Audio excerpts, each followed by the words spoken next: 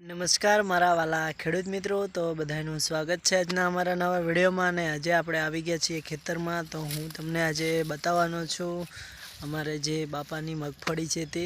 તો જુઓ વાલા ખેડૂત મિત્રો, આ છે મગફળી અને એ પણ થોડી આછી પડી ગઈ છે. તો ચાલો હું તમને આખા ખેતરમાં મગફળી બતાવું છું મારા વાલા ખેડૂત મિત્રો.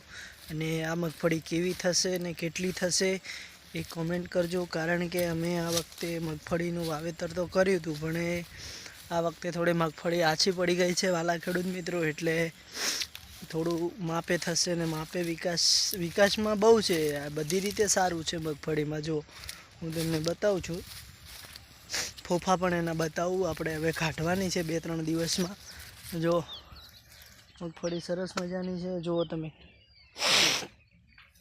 તો આપણે વાત કરીશું આજે મગફળીની ખેતી વિશે. તો કે તમને મારા બધા ખેડૂત મિત્રો અત્યારે મોટા ભાગે મગફળીની જ ખેતી કરતા હોય છે. તો મગફળી થતી હોય છે સારી, અને સારું ઉત્પાદન પણ ખેડૂતોને મળતું હોય છે.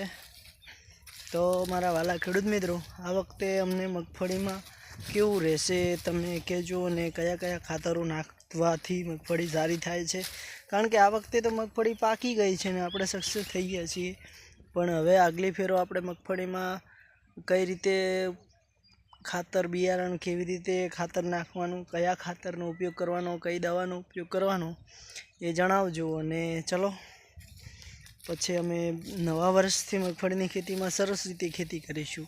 તો આજના વિડીયોમાં આટલું જ. વિડીયો ગમે હોય તો લાઈક કરી દેજો વાલા, અને ભાઈની ચેનલ ઉપર નવા હોય તો સબસ્ક્રાઈબ કરજો, કે જેથી કરીને અમારા નવા વિડીયો તમને મળતા રહે. જય માતાજી. નવા વિડીયોમાં ફરી મળીશું.